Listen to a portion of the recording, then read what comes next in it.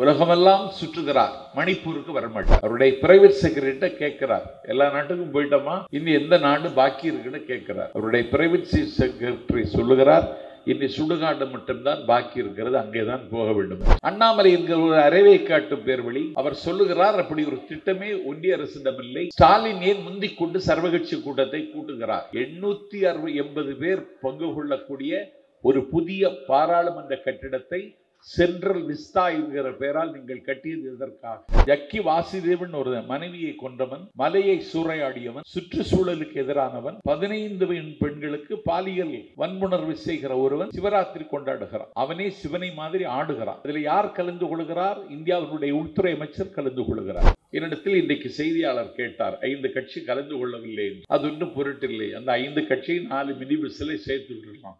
அவ்வளவு பேர் தான் அந்த கட்சியில் இருக்கான். அவர்ல இருந்து தப்பு இல்லை. இந்தியாவை விட சின்னந்திரிய வளர்ச்சி அடையாத நாடு கொலம்பியா. அந்த கொலம்பியாவில் அமெரிக்காவில் இருந்தவர்களை அவன் வெளியேற்றுகிறான். போர் விமானத்தில் கையில் விலங்கு, காலில் செங்கிலி. ஆனால் கொலம்பியா அதிபர் சொன்னார், இந்த விமானத்தை நான் கொலம்பியாவில் தரையிறக்க அனுமதிக்க மாட்டேன் என்றார். தரையிறக்கவில்லை. கொலம்பியா அதிபர் அதிபரா, இந்தியாவின் அதிபர் நரேந்திர மோடி அதிபரா? மதத்திற்காக உயிர் கொடுத்தவன் உண்டு, தான் ஏற்றுக்கொண்ட தலைவனுக்காக உயிர் கொடுத்தவர்கள் உண்டு. உலகத்திலேயே மொழிக்காக உயிர் தந்தவர்கள் உலகத்தில் தமிழர்கள் மட்டும்தான். மரங்கள் துளிர்க்கின்ற மாசி திங்களில்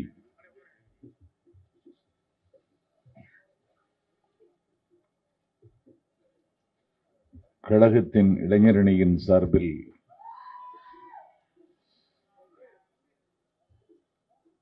மிகுந்த எதிர்பார்ப்போடு வடிவமைக்கப்பட்டிருக்கின்ற கண்டன பொதுக்கூட்ட நிகழ்விற்கு தலைமை தாங்கி சிறப்பித்திருக்கின்ற அண்ணாநகர் மேற்கு பகுதி இளைஞரணியின் அமைப்பாளர் ஆரியூர் தம்பி அரும்பாக்கம் வெற்றி அவர்களே,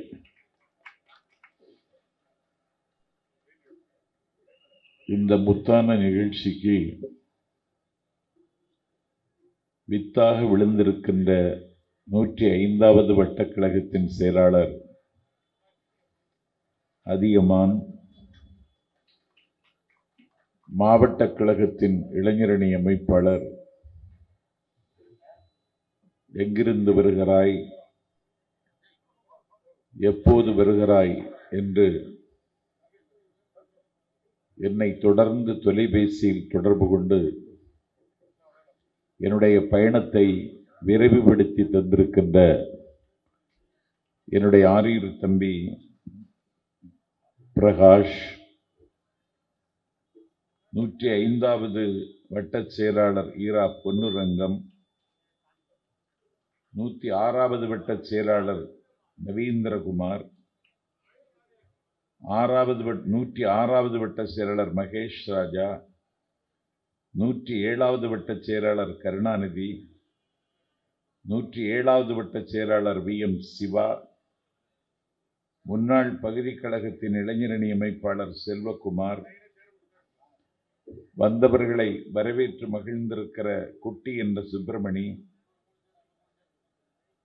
JMH இம்ரான் ஆரூன், பாலச்சந்தர், தினேஷ்குமார், என் மோகன்வேல், சிவ சிதம்பரம், சிவகுமார், கிஷோர்குமார், கார்த்திக், மேகநாதன் உள்ளிட்ட இளைஞரணியின் நிர்வாகிகளை, எளியவன் எனக்கு முன்னால் உரையாற்றி ஆண்டு பலவாக அண்ணாநகர் பகுதியில் ஆயிரங்காலத்து பயிர் திராவிட முன்னேற்ற கழகம் தழைப்பதற்கு உரமாக உழைத்திருக்கின்ற என் உள்ளம் கவர்ந்த அண்ணன், அண்ணாநகர் அரசியலில் பிறைபல கண்டவர்,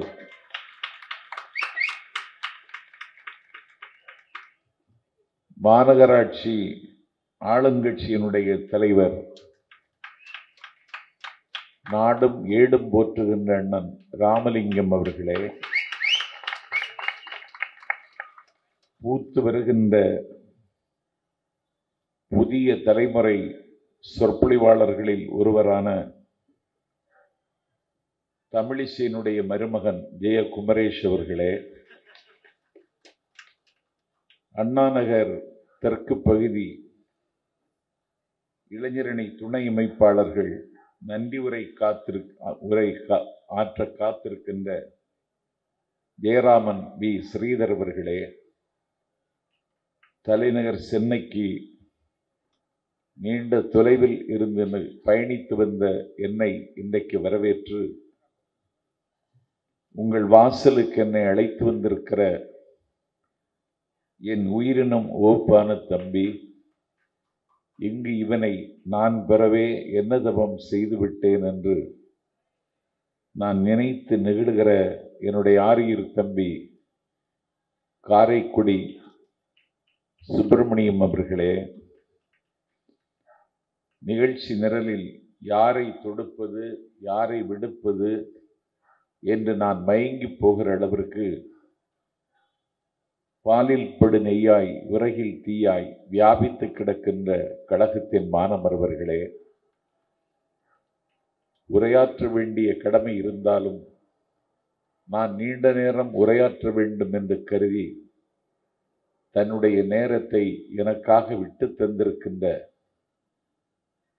கழகத்தினுடைய இளைஞரணியின் துணை செயலாளர் உதயநிதி அவர்களின் உத்தரவை உடனடியாக நடைமுறைப்படுத்த ஒருவன் பிறந்திருக்கிறான், அவன்தான் தூத்துக்குடி ஜோயல் என்று வானமும் வழிமொழிகிற இடத்தில் இருக்கிற வானமளவு வாஞ்சையின் மீது பொழிகிற என் ஆரியூர் தம்பி ஜோயல் அவர்களே,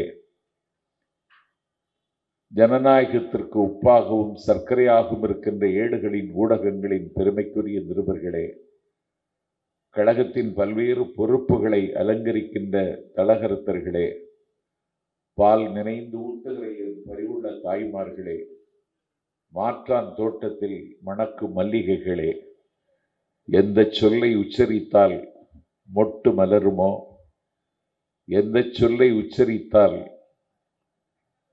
கட்டு அவிழுமோ, எந்த சொல்லை உச்சரித்தால் விட்டு விடுதலையாகி பிறக்க முடியுமோ, அந்த சொல்லாம் உடன்பிறப்பே என்கிற சொல்லுக்கு உரிய கலைஞரின் உடன்பிறப்புகளே வணக்கம். மிக நீண்ட இடைவெளிக்கு பிறகு நான் பேசுவதற்கு எனக்கு பிடித்தமான பகுதிகளில் ஒன்று அரும்பாக்கம் என்று நான் அடையாளம் காட்டுகின்ற அரும்பாக்கத்தில்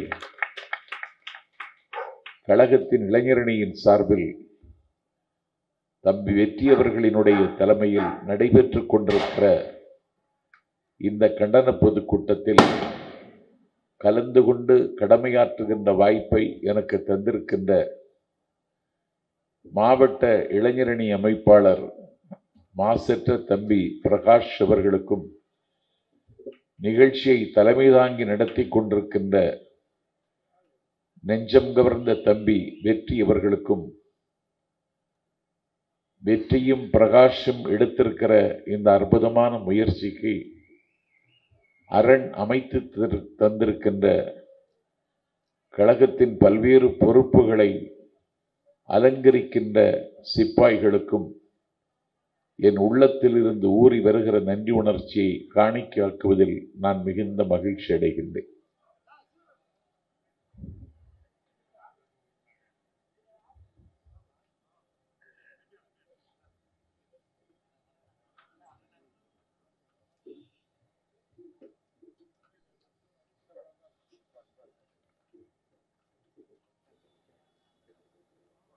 இன்றைக்கு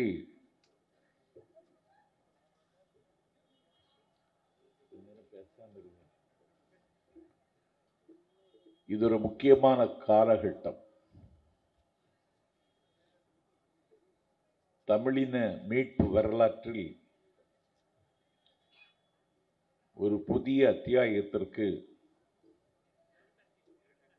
கழகத்தின் இளைஞரணி செயலாளர் என் உள்ளம் கவர்ந்த கள்வன், திராவிட முன்னேற்றக் கழகம் என்கிற இந்த மகத்தான இயக்கத்தை அடுத்த தலைமுறைக்கு கடத்துகின்ற வரலாற்று கடமைக்கு தலைமை தாங்கியிருக்கிற கழகத்தின் இளைஞரணி செயலாளர் துணை முதல்வர் ஆரியூர் தம்பி உள்ளம் கவர்ந்த கள்வன் உதயநிதி ஸ்டாலின் உத்தரவின் பேரில் இன்றைக்கு தமிழ்நாட்டின் 8 திசைகளிலும் 16 கோணங்களிலும் இன்றைக்கு கண்டன கூட்டங்கள் ஐப்பசி மாதத்து அடைமழையாக எங்கும் நடந்து கொண்டிருக்கிறது. அதில் ஒரு பகுதியாக இன்றைக்கு அரும்பாக்கத்தில் பேசுகிற வாய்ப்பை நான் பெற்றிருக்கின்றேன். இது ஒரு முக்கியமான காலகட்டம் என்று சொல்வதற்கு காரணம், நடந்து கொண்டிருக்கிற யுத்தம் கலாச்சார யுத்தம். இது ஒரு கல்ச்சுரல் வார். இந்த கலாச்சார யுத்தத்தினுடைய கடைசி கட்டத்தை இன்றைக்கு தமிழ்நாட்டில் நடத்துகிற முயற்சிக்கு தம்பி உதயநிதி ஸ்டாலின் முகம் தந்திருக்கிறார். ஏதோ இளைஞரணி செயலாளர் பொறுப்பு என்பது ஏதோ ஒரு பொறுப்பை அலங்கரித்தோம் என்பதோடு நிற்காமல், திராவிட முன்னேற்றக் கழகத்தின் தீர்ந்து போகாத கொள்கை திரவியத்தை தொடர்ந்து பாதுகாக்கின்ற பணியிலும் இளைஞரணி தம்பிமார்கள் செயல்படுவார்கள் என்பதற்கு அடையாளமாக இன்றைக்கு நாடெங்கும் கண்டன பொதுக்கூட்டங்களை நடத்துவதற்கு அவர் கட்டளையிட்டு நாடெல்லாம் இன்றைக்கு நடந்து கொண்டிருக்கிறது. ஒன்றிய அரசினுடைய மாற்றாந்தாய் மனப்போக்கை ஒன்றிய அரசு இன்றைக்கு தொகுதி சீரமைப்பு என்கிற பெயரால் தமிழ்நாட்டினுடைய தொகுதியினுடைய எண்ணிக்கையை இன்றைக்கு குறைத்து காட்டுகிற முயற்சிக்கு முன்வருகிற நிலையை கண்டித்து, மும்மொழி திட்டத்தை ஏற்றுக்கொண்டால் மட்டும்தான், இந்தியை ஏற்றுக்கொண்டால் மட்டும்தான் உங்களுக்கு நிதியை விடுவிக்க முடியும் என்று ஒன்றிய அமைச்சர் தர்மேந்திர பிரதான் என்கிற தடித்த தோலுடைய ஒருவன் இன்றைக்கு சொன்னதற்கு பிறகு, இதை முள்ளை முள்ளால் தான் எடுக்க வேண்டும் என்று கருதி இன்றைக்கு இந்த கண்டன பொதுக்கூட்டத்திற்கு நாங்கள் ஏற்பாடு செய்திருக்கிறோம். ஏதோ இந்தியை எதிர்க்க வேண்டும் என்பதற்காக அல்ல. இன்ப தமிழ்நாட்டின் தலைநகர் தியாகராய நகரில்தான் இந்தி பிரச்சார சபா இருக்கிறது. தமிழ்நாட்டில் இந்தியை யாரும் கற்கக்கூடாது என்று எந்த நிர்பந்தத்தையும் நெருக்கடியையும் நாம் கொடுக்கவில்லை. ஆனால் இந்தியை ஏற்றுக்கொண்டால் மட்டும்தான் தமிழ்நாட்டுக்கு நிதி விடுவிக்க முடியும் என்று ஒரு பொறுப்பில் இருக்கிற ஒன்றிய அமைச்சர் ஒரு பொறுப்பில்லாத போக்கிரியை போல பேசுவதைத்தான் எங்களால் தாங்கிக் கொள்ள முடியவில்லை. நாங்கள் இந்தியை எதிர்க்கிறோம் என்றால் Hindi is a symbol of domination. இந்திய ஆதிக்கத்தின் சின்னம். நாங்கள் இந்தியை எதிர்க்கிறோம் என்றால் Hindi is a symbol of religion. இது மதத்தின் சின்னம். நாங்கள் இந்தியை எதிர்க்கிறோம் என்றால் Hindi is a symbol of north. அது வடக்கின் சின்னம். நாங்கள் இந்தியை எதிர்க்கிறோம் என்று சொன்னால் Hindi is a symbol of மனுதர்மா. அது மனுதர்மத்தின் சின்னம். அதனால் எதிர்க்கிறோம். இந்தியை நாங்கள் எதிர்க்கிறோம் என்று சொன்னால் Hindi is a symbol of disintegration. அது பிரிவினையின் சின்னம். நாங்கள் இந்தியை எதிர்க்கிறோம் என்றால் Hindi is a symbol of discrimination. அது அநீதியின் சின்னம். அதனால் எதிர்க்கிறோம். ஆகவே இந்தி மொழியை எதிர்க்க வேண்டும் என்பதல்ல எங்களது கொள்கை.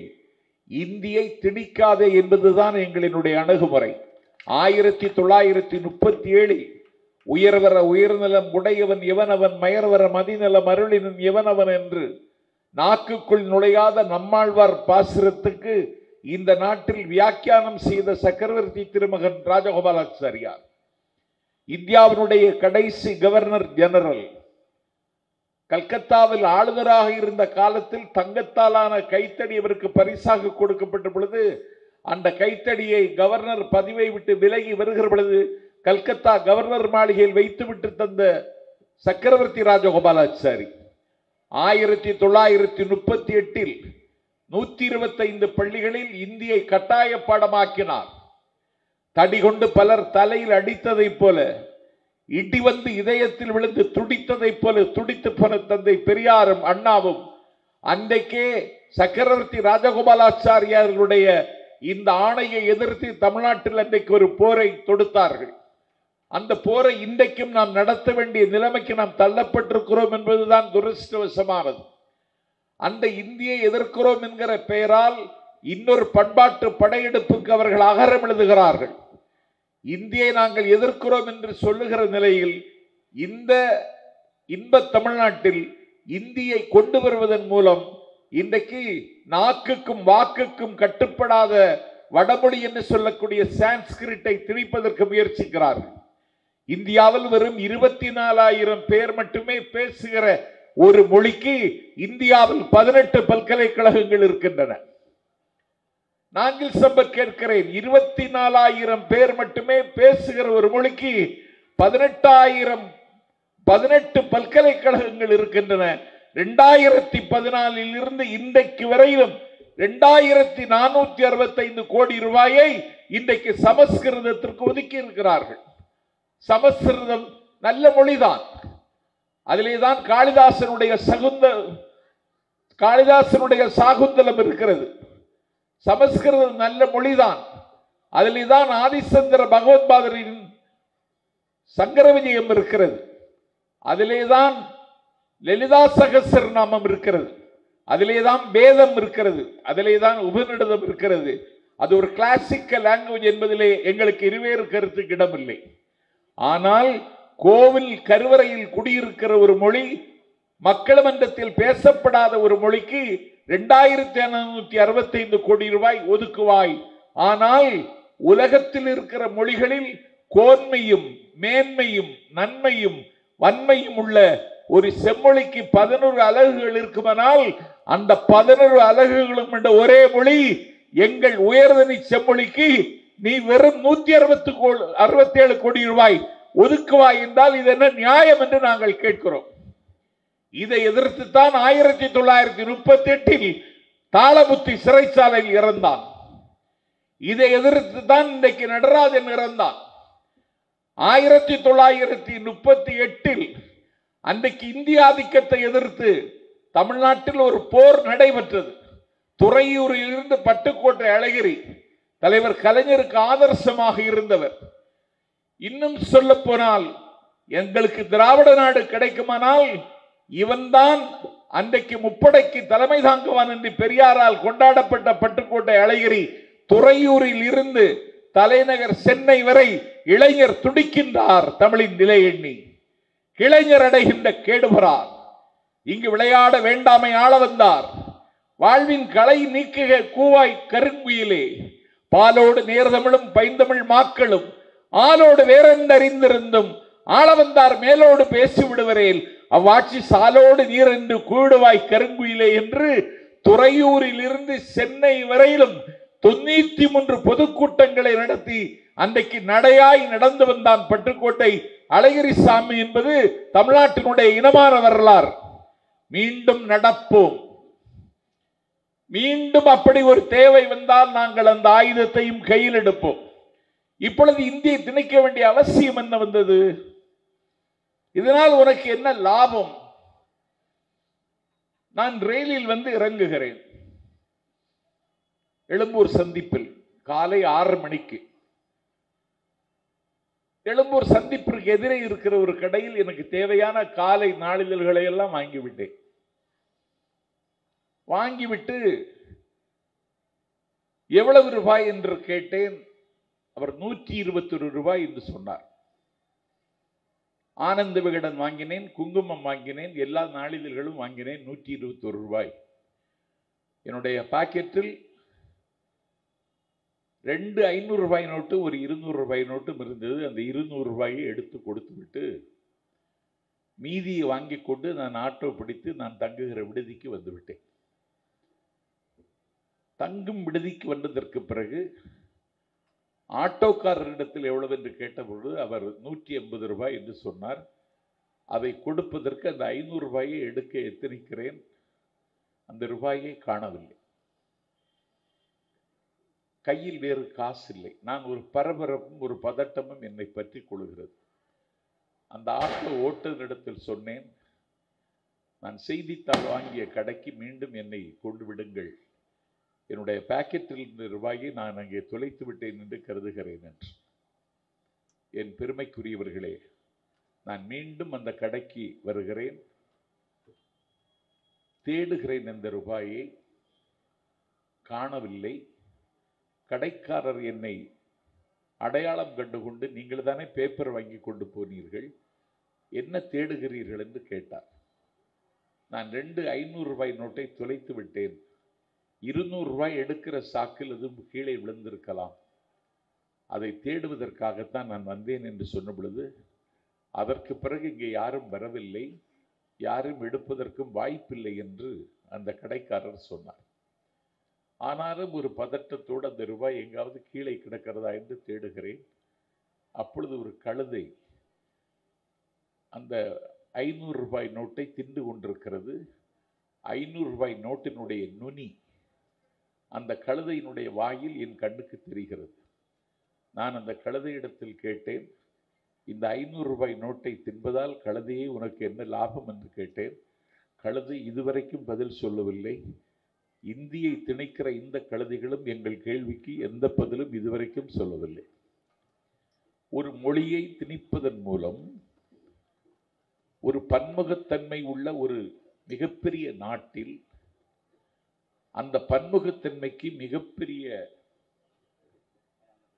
ஊனம் ஏற்படுகிறது என்பதை இவர்கள் ஒத்துக்கொள்வதற்கு மறுக்கிறார்கள். நமக்கு என்ன கவலை? நாங்கள் ஒரு தனித்த பண்பாட்டுக்கு உரிமை உள்ளவர்கள். நீ இந்தியை கொண்டு வருகிறாய் என்றால், இந்தி பேசுகிற மாநிலம் உத்தரப்பிரதேசம். அந்த உத்தரப்பிரதேசத்தில் இருக்கிற குடிமகனுக்கு இந்தி அவனுக்கு தாய்மொழி, இந்தி அவனுக்கு அபிஷியல் லாங்குவேஜ், அலுவல் மொழி, இந்தி அவனுக்கு தொடர்பு மொழி, இந்தி அவனுக்கு ஆட்சி மொழி. நாஞ்சில் சம்பத் கேட்கிறேன், எனக்கு தமிழ் மட்டும் தான் எனக்கு தாய்மொழி, ஆனால் எனக்கு இது அலுவல் மொழி இன்னும் ஆகவில்லை, இது இன்னும் நீதிமன்றத்தில் நிற்கவில்லை, இது இன்னும் வழிபாட்டு மொழி என்கிற தகுதிக்கு கூட இந்த மொழியை எங்களால் கொண்டு வர முடியவில்லை. இதற்கான போராட்டத்தையே நாங்கள் தனியாக முன்னெடுத்து செல்லுகிற பொழுது நீங்கள் இந்த காரியத்தில் தேன்கூட்டில் நீங்கள் இன்றைக்கு கை வைத்திருக்கிறீர்கள். ஒன்றை தம்பி சிற்றரசும் தம்பி கார்த்திக்கும் வந்திருக்கிறார்கள். ஒரு மொழிதான் மனிதனை ஒன்றிணைக்குமே தவிர சாதி ஒன்றிணைக்காது, மதம் ஒன்றிணைக்காது. இந்தியா விடுதலை பெற்ற அன்றைக்குத்தான் பாகிஸ்தான் விடுதலை பெற்றது. பாகிஸ்தான் விடுதலை கேட்ட பொழுது இட் இஸ் இமேஜின், இது ஒரு கற்பனை என்றார் பண்டிட் ஜவஹர்லால் நேரு. பாகிஸ்தான் விடுதலை பெற்றதற்கு பிறகு அந்த பாகிஸ்தானின் அதிபராக முடிசூட்டப்பட்ட முகமது அலி ஜின்னாவுக்கு முதலில் வாழ்த்து தெரிவித்தவர் பண்டிட் ஜவஹர்லால் நேரு. விடுதலை பெற்ற பாகிஸ்தானுடைய அதிபர் முகமது அலி ஜின்னா ஒரு சூரியோதயத்தில் கிழக்கு பாகிஸ்தான் தலைநகர் லண்டனுக்கு சென்றார், டாக்காவுக்கு சென்றார். டாக்காவில் அவரை வரவேற்பதற்கு 40 லட்சம் மக்கள் கூடியிருந்தார்கள். 40 லட்சம் மக்கள் கூடியிருந்தவருக்கு வரவேற்பு கொடுத்த பொழுது அந்த வரவேற்பை பெற்றுக்கொண்டு முகமது அலி ஜின்னா பேச ஆரம்பித்தார். தேனடையில் தேனீக்கள் திரண்டிருப்பது மாதிரி வெள்ளம் போல் கூடியிருந்த அந்த மாபெரும் கூட்டத்தில் ஒரு இளைஞன் அவர் பேச எழுந்த பொழுது ஷட் அப் யுவர் மவுத் என்று வானம் அதிர கத்தினான். வாயை மூடுங்கள் ஜின்னா என்று கத்தினான். எங்களுக்கு ஒரு நாடு பெற்று தந்த நாயகனை, பூமி பந்தில் ஒரு புதிய தேசத்தை எங்களுக்கு உருவாக்கி தந்த எங்கள் தலைமகனை, எங்கள் காவிய நாயகனை வாயை மூடி என்று இவன் சொல்லுகிறானே என்று அந்த சின்னஞ்சிறிய வாலிபனை அவனுடைய வாயை அழுத்தி அவனுடைய தோளை அமுக்கி அந்த இடத்தில் அவனை உட்கார வைத்து அவனை எச்சரித்து விட்டு போனார்கள்.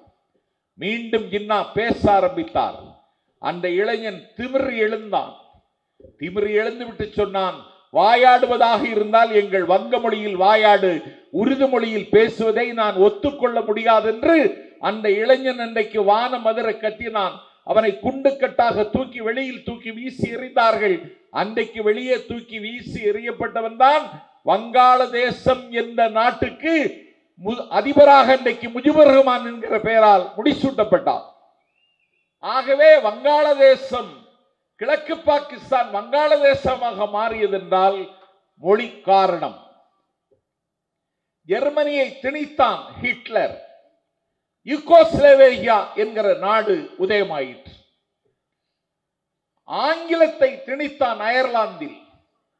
அயர்லாந்து விடுதலை போராட்டம் உருவாயிற்று.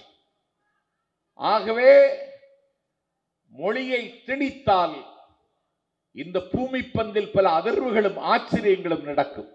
2 ஆண்டுகளுக்கு மேலாக இன்றைக்கு சோவியத் உக்ரைன் போர் நடந்து கொண்டிருக்கிறது.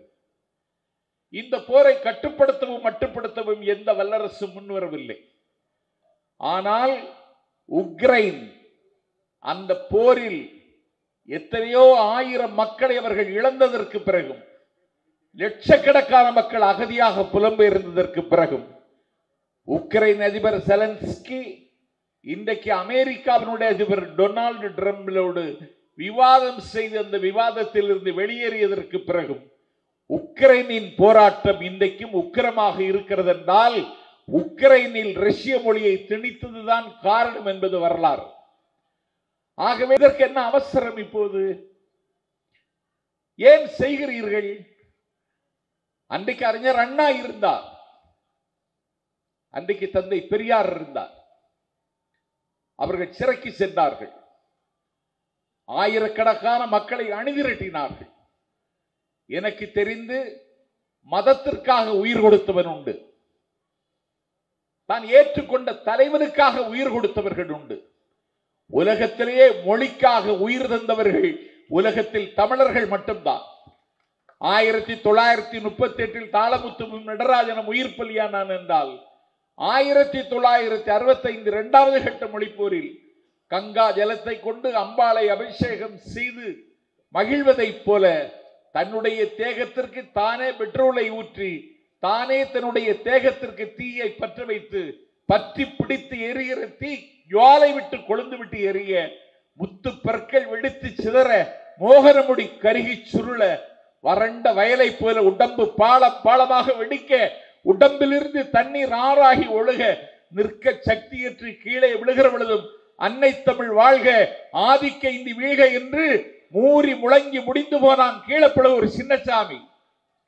விராலிமலை சண்முகம், கோடம்பாக்கம் சிவலிங்கம், கோவை ஆரோக்கியசாமி, நெல்லிக்குப்பம் அஜித், சத்தியமங்கல முத்து, கீரனூர் முத்து, மண்ணெல்லாம் வீரம் பேசும், மலரெல்லாம் தமிழாய் நாரும், பெண்ணெல்லாம் புலியாய் சீரும் சிவகங்கை சீமையில் இருந்து சிதம்பரத்திற்கு கலை தேட வந்த ராஜேந்திரன்.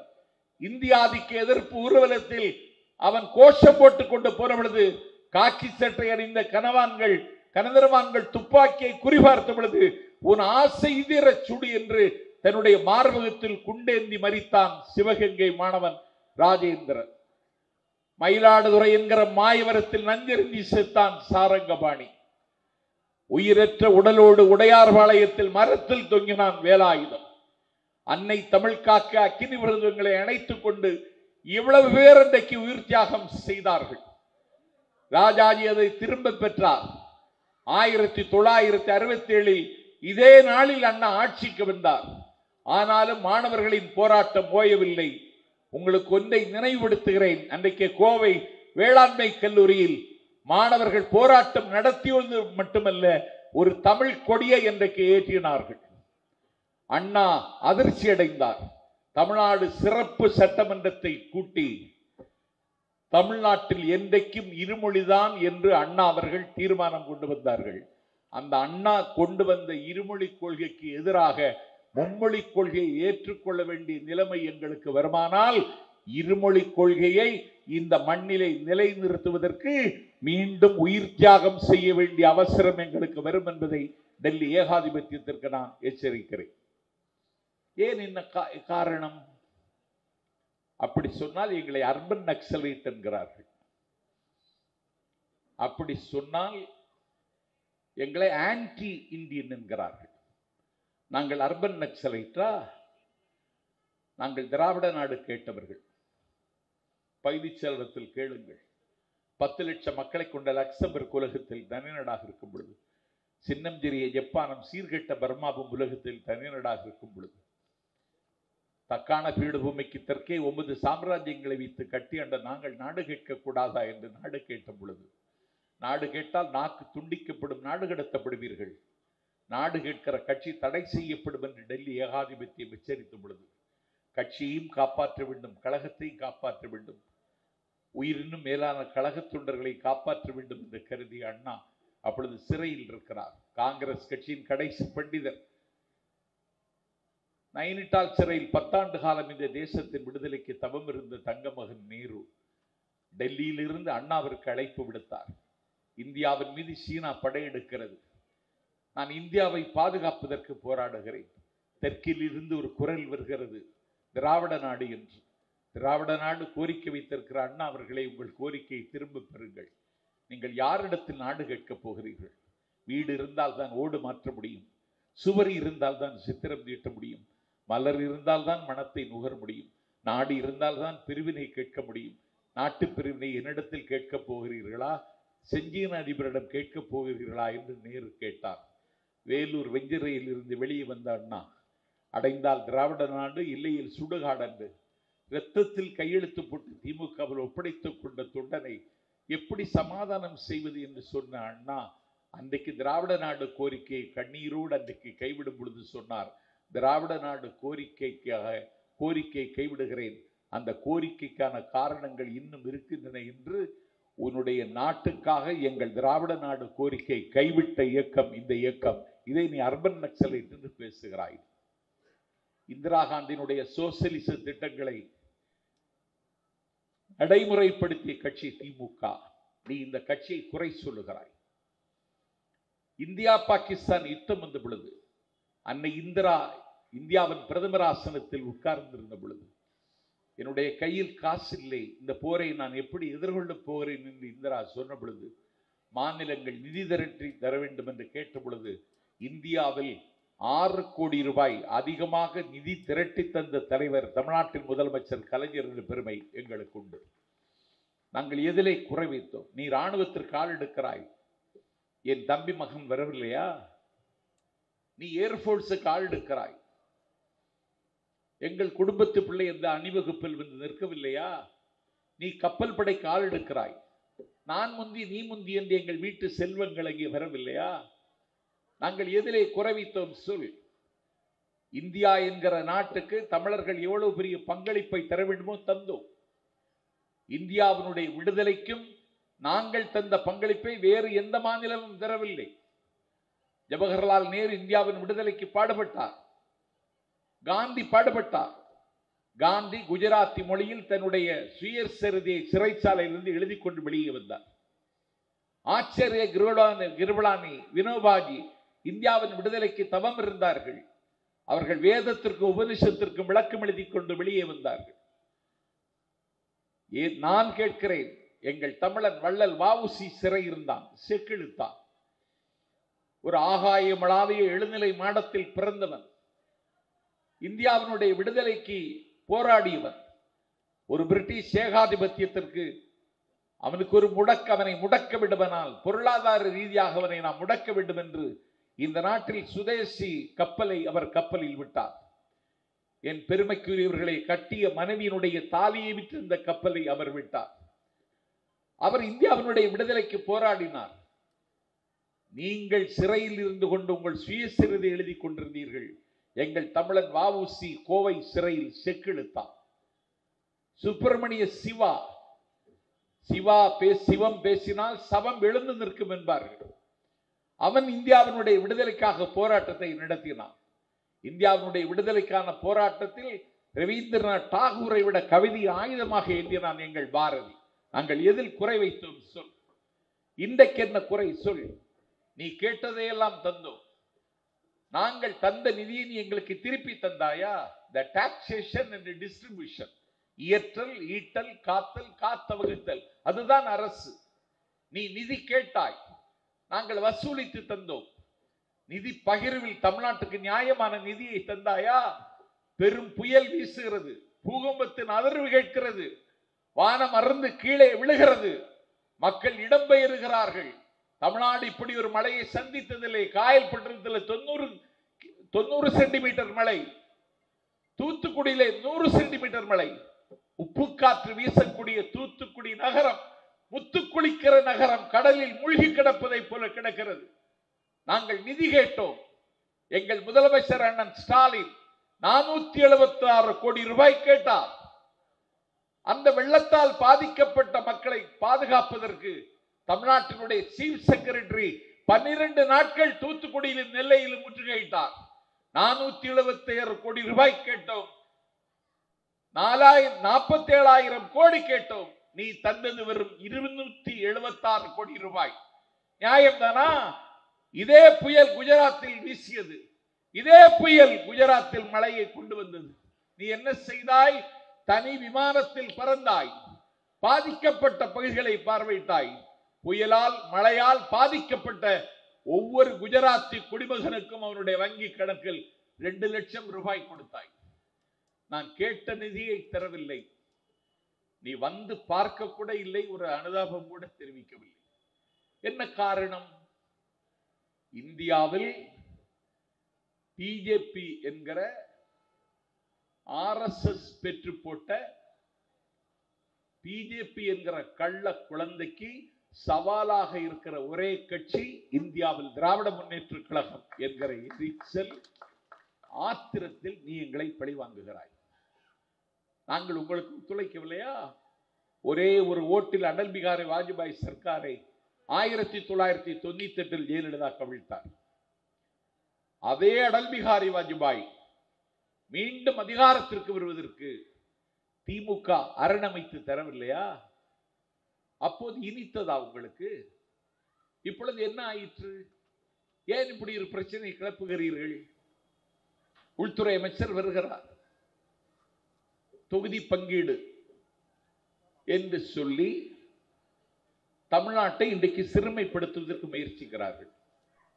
அண்ணாமலை என்கிற ஒரு அரைவை காட்டும் பேர் வழி அவர் சொல்லுகிறார், அப்படி ஒரு திட்டமே ஒன்றிய அரசிடமில்லை. ஸ்டாலின் ஏன் முந்திக் கொண்டு சர்வகட்சி கூட்டத்தை கூட்டுகிறார்? சர்வகட்சி கூட்டத்தில் நாங்கள் கலந்து கொள்ள மாட்டோம். நான் கேட்கிறேன், 543 பாராளுமன்ற உறுப்பினர்கள் இருக்கிறார்கள். அவர்கள் உட்கார்ந்து இன்னைக்கு நாடாளுமன்றத்தில் பணியாற்றுவதற்கு ஒரு வசீகரமான வல்லமையான வனப்புள்ள கட்டிடம் இந்தியன் பார்லிமெண்ட் கட்டிடம். நான் உலகத்தில் பல நாடுகளுக்கு சென்றிருக்கிறேன். எந்த நாட்டிலும் இந்தியாவில் இருக்கிற பாராளுமன்ற கட்டிடத்தை போல வனப்பும் வசீகரமும் வல்லமையும் உள்ள பாராளுமன்ற கட்டிடம் உலகத்தில் எந்த நாட்டிலும் இல்லை. அப்படி ஒரு பாராளுமன்ற கட்டிடம் இருக்கிற பொழுது 880 பேர் பங்கு கொள்ளக்கூடிய ஒரு புதிய பாராளுமன்ற கட்டிடத்தை சென்ட்ரல் விஸ்டா என்கிற பெயரால் நீங்கள் கட்டியது எதற்காக? அப்ப தொகுதி எண்ணிக்கை நீங்கள் கூட்டப் போகிறீர்கள் என்று முடிவெடுத்து விட்டீர்கள். இப்பொழுது தமிழகத்தை சிறுமைப்படுத்த வேண்டும் என்று நீங்கள் திட்டமிடுகிறீர்கள். இந்த தொகுதி வரையறை நீங்கள் விரும்பியபடி செய்தால் நாங்கள் 9 தொகுதிகளை இழக்க வேண்டியது. ஆந்திரா இழக்கும், தெலுங்கானா இழக்கும், கேரளம் இழக்கும், கர்நாடகம் இழக்கும். வட இந்தியாவில் இந்தி பேசுகிற மாநிலங்களில் இருக்கிற எம்பிக்களை வைத்துக் கொண்டு ஆட்சி நடத்தி கார், கடல், பார், பரிதி, நீர், நில உலகம் உள்ளளவும் இந்த நிலத்தை ஆளலாம் என்று நீ நினைக்கிறாய். உன்னுடைய நினைப்பு கெடு நினைப்பு என்பதை இந்திய அரசியலில் முன்கூட்டி உணர்ந்து கொண்டவனுடைய பெயர் எங்கள் அண்ணன் மு க ஸ்டாலின். உனக்கே ஆத்திரம் வரத்தான் செய்யும். அந்த கூட்டத்தில் 5 கட்சிகள் கலந்து கொள்ளவில்லை. என்னிடத்தில் இன்றைக்கு செய்தியாளர் கேட்டார், 5 கட்சி கலந்து கொள்ளவில்லை என்று. அது ஒன்றும் பொருட்டில்லை. அந்த 5 கட்சியை 4 மினி பஸ்ல சேர்த்து விட்டுருக்கலாம். அவ்வளவு பேர் தான் அந்த கட்சியில் இருக்கான். வரல இருந்து தப்பு இல்லை. நாங்க தீர்மானம் போட்டோமா, 1971 இருப்பது போல மீண்டும் அது நீடிக்க வேண்டும். 30 ஆண்டுகள் தொகுதி வரைவை செய்யக்கூடாது என்று இன்றைக்கு முதலமைச்சர் சர்வகட்சி கூட்டத்தில் ஒரு தீர்மானத்தை வெடித்தெடுத்திருக்கிறார். இன்றைக்கு அது ஒரு பெரிய அதிர்வை, நிலநடுக்கத்தை இந்திய அரசியலில் ஏற்படுத்தி இருக்கிறது. அது இன்றைக்கு கேரளாவில் எதிரொலிக்கிறது, ஆந்திராவில் எதிரொலிக்கிறது, தெலுங்கானாவில் எதிரொலிக்கிறது, கர்நாடகத்தில் எதிரொலிக்கிறது என்பதையும் தாண்டி பீகாரில் அதிகாரத்தில் இருந்த ராஷ்டிரிய ஜனதா தள கட்சியினுடைய தலைவர் தேஜஸ்வி அவர்கள் தொகுதி சீரமைப்பில் தென்னகம் வஞ்சிக்கப்படுமானால் உங்கள் பக்கம் பீகார் நிற்கும் என்று தேஜஸ்வி இன்றைக்கு அறிவித்திருக்கிறார் என்றால், அண்ணன் ஸ்டாலின் ஏற்றி வைத்த கொடி இன்றைக்கு பீகாரில் பறப்பதை இந்தியா இன்றைக்கு ஆச்சரியத்தோடு பார்க்கிறது. இதற்கு பதில் உங்களிடத்தில் இருக்கிறதா? இல்லை. உன்னுடைய அரசியல் ஒரு பாகுபாடு அரசியல். உன்னுடைய அரசியல் ஒரு வெறுப்பு அரசியல். இந்த நாட்டில் ஹவுஸ்ல கூட இந்த நாட்டில் பதில் சொல்வதற்கு தயங்குகிற ஒரு பிரதமர். உலகமெல்லாம் சுற்றுகிறார், மணிப்பூருக்கு வரமாட்டார். அவருடைய பிரைவேட் செக்ரட்டரி கேட்கிறார், எல்லா நாட்டுக்கும் போயிட்டோமா, இனி எந்த நாடு பாக்கி இருக்குன்னு கேட்கிறார். அவருடைய பிரைவேட் செக்ரட்டரி சொல்லுகிறார், இனி சுடுகாடு மட்டும்தான் பாக்கி இருக்கிறது, அங்கேதான் போக வேண்டும் என்று. நீ இந்தியாவினுடைய பொருளாதாரம் இன்றைக்கு என்ன ஆயிற்று? நீ இந்தியாவினுடைய மானத்தை காப்பாற்றினாயா? 105 நாட்கள் ஜமைக்கா நாட்டில் ஒரு தமிழன் இறந்து போய் கிடக்கிறார். மீட்டு கொண்டு வருவதற்கு நடவடிக்கை எடுத்தீர்களா? தமிழ்நாடு அரசு அண்ணன் ஸ்டாலின் நடவடிக்கை எடுத்து 105 நாளைக்கு பிறகு அந்த தமிழனுடைய புகழ் உடம்பு தமிழகம் வந்து சேர்ந்தது என்றால் அதற்கான செலவை ஏற்றுக்கொண்டாயா? 18 லட்சம் ரூபாய் அண்ணன் ஸ்டாலினின் திராவிட மாடல் அரசு கொடுத்துதான் அந்த தம்பி இன்றைக்கு இங்கே வந்திருக்கிறார். நீ இந்தியாவின் மானத்தை காப்பாற்றினாயா? இன்றைக்கு ட்ரம்ப் உன்னுடைய நண்பர் அமெரிக்காவின் அதிபர் அதிரடி நடவடிக்கைகளை மேற்கொள்கிறார். விளைவு எங்கே போய் முடியும் என்று தெரியவில்லை. இன்றைக்கு சட்டவிரோதமாக குடியேறியவர்களை நான் வெளியேற்றப் போகிறேன் என்று அறிவித்து சட்டவிரோதமாக குடியேறியவர்கள் இந்தியாவில் இருந்து 7 லட்சம் பேர் இருக்கிறார்கள் என்று ஒரு கணக்கு இன்றைக்கு வந்திருக்கிறது. 205 பேரை போர் விமானத்தில் ஏற்றி அனுப்பி வைத்தார். போர் விமானத்தில் தண்ணி கிடையாது, போர் விமானத்தில் காற்று கிடையாது. 205 இந்தியர்களை காலிலே சங்கிலி கையிலே விலங்கு போட்டு அனுப்பி வைத்தார் ட்ரம்ப். நீங்கள் அப்பொழுது நியூயார்க்கில் தான் இருந்தீர்கள். இப்படி செய்யலாம்னாவது ட்ரம்ப்ட கேட்டியா? கேட்கல. அதற்கு பிறகு அடுத்த விமானம் இருக்கிறது, அதுவும் அமிர்தசரஸில் வந்து இறங்குகிறது. ஏன் என்று கேட்டீர்களா? கேட்கல. இந்தியாவை விட சின்னந்திரிய வளர்ச்சி அடையாத நாடு கொலம்பியா. அந்த கொலம்பியாவில் அமெரிக்காவில் இருந்தவர்களை அவன் வெளியேற்றுகிறான் போர் விமானத்தில், கையில் விலங்கு காலில் செங்கிலி. ஆனால் கொலம்பியா அதிபர் சொன்னார், இந்த விமானத்தை நான் கொலம்பியாவில் தரையிறக்க அனுமதிக்க மாட்டேன் என்றார். தரையிறக்கவில்லை. கொலம்பியா அதிபர் அதிபரா? இந்தியாவின் அதிபர் நரேந்திர மோடி அதிபரா? தரையிறக்க அனுமதிக்கவில்லை.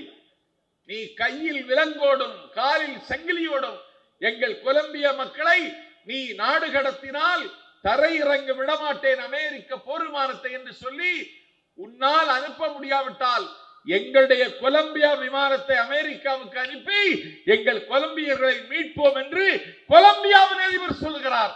அவன் அதிபரா? நீ அதிபரா? சொல்லு. உங்களுக்கு அரசியல் செய்ய தெரியல. தமிழ்நாட்டில் ஆட்சிக்கு வரணும். இப்போ அதிமுக கட்சியை 4 சின்னஞ்சிறிய கட்சிகள்கிட்ட பேரம் பேசிட்டு இருக்கான்.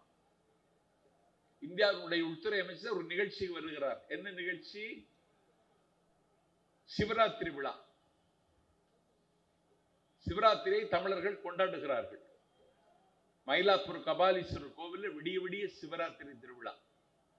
எங்கள் கன்னியாகுமரி மாவட்டத்தில் கிட்டத்தட்ட 1 லட்சம் பேர் 12 சிவாலயங்கள்ல காலை 6 மணிக்கு நடக்க தொடங்கி அடுத்த நாள் காலை 6 மணிக்கு முடிக்கிறார்கள். நீ சிவராத்திரி கொண்டாடுற. அங்க ஒரு ஜக்கி வாசுதேவன் ஒரு மனைவியை கொன்றவன், மலையை சூறையாடியவன், சுற்றுச்சூழலுக்கு எதிரானவன், அத்தனைக்கும் ஆசைப்படு என்று சொல்லி 15 பெண்களுக்கு பாலியல் வன்புணர்வு செய்கிற ஒருவன் சிவராத்திரி கொண்டாடுகிறான். அவனே சிவனை மாதிரி ஆடுகிறான்.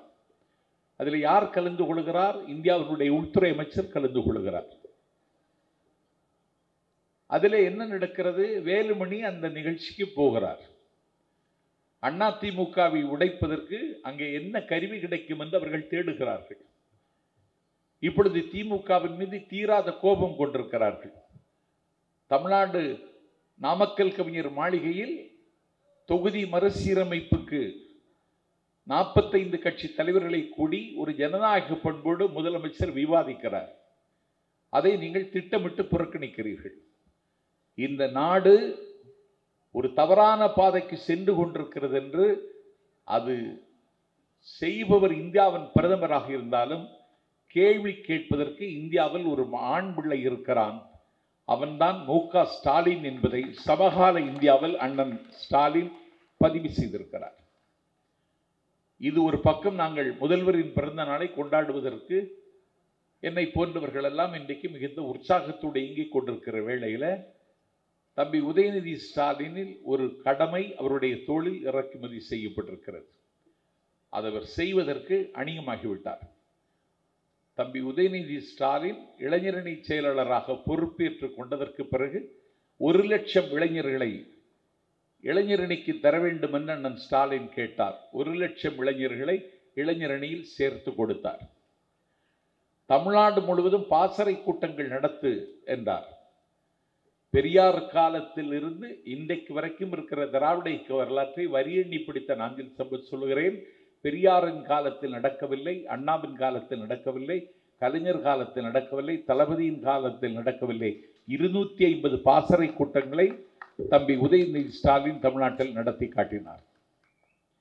அடுத்த தலைமுறைக்கு இந்த கட்சியை கொண்டு செல்வதற்கு பேச்சாளர்கள் தேவைப்படுகிறார்கள் என்று சொல்லி நாங்கள் வேண்டுகோள் விடுத்தோம். 70,000 பேர் மனு போட்டார்கள்.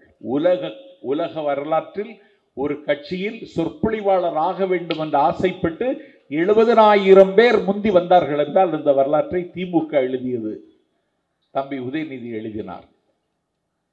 மாவட்ட வாரியாக மண்டல வாரியாக பேச்சு போட்டி நடத்தி 200 பேரை நாங்கள் தேர்ந்தெடுத்தோம். அண்ணன் ஸ்டாலின்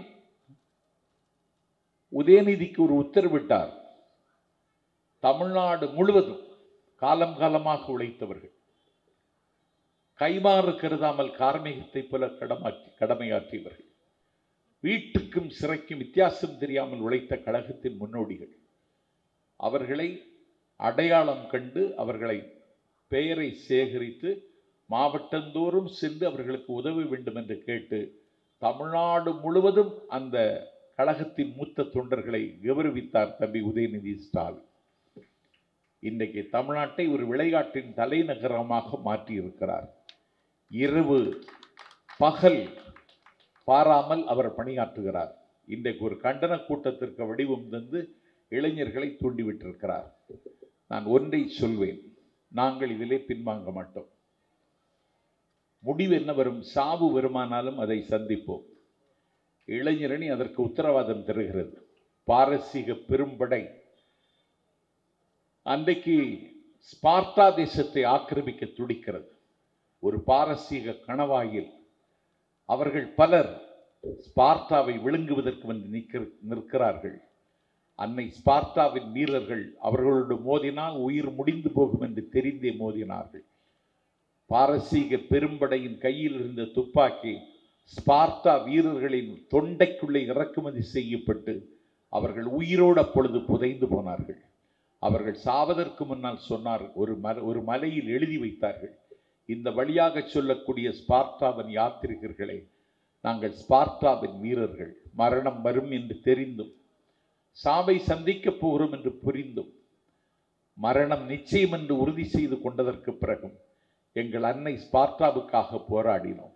எதிரிகளின் ஆயுதங்கள் எங்கள் வாயில் இறக்குமதி செய்யப்பட்ட பொழுதும் எங்கள் உயிர் பற்றி கவலைப்படாமல் தாய்நாட்டின் மானம் காக்க போராடினோம். இதை எங்கள் அன்னை ஸ்பார்ட்டாவிடம் சொல்லுங்கள் என்று அன்னை ஸ்பார்ட்டா தேசத்திற்காக தன்னுயிரை தந்தானே அந்த மாவீரர்களைப் போல திமுகவின் இளைஞரணி சிப்பாய்கள் ஸ்பார்ட்டாவின் வீரர்களாக நாளைக்கு மாறுவார்கள் என்பதையும் டெல்லி ஏகாதிபத்தியத்திற்கு எச்சரித்து இந்த நிகழ்ச்சிக்கு பேச வாய்ப்பளித்த என் தம்பி மாவட்ட செயலாளர் சிற்றரசுக்கும் இந்த நிகழ்ச்சிக்கு வருகை தந்திருக்கிற என் தம்பி கார்த்திக்குக்கும் நன்றி சொல்லி இதுகாரம் செவிமடுத்து கேட்ட உங்களை வணங்கி உங்கள் கால் மலரில் என் கண்மலரை வைத்து வணங்கி விருப்பமில்லாமல் விடைபெறுகிறேன். நன்றி, வணக்கம். அட்டென்ஷன் போயிடுச்சு தலைவர்.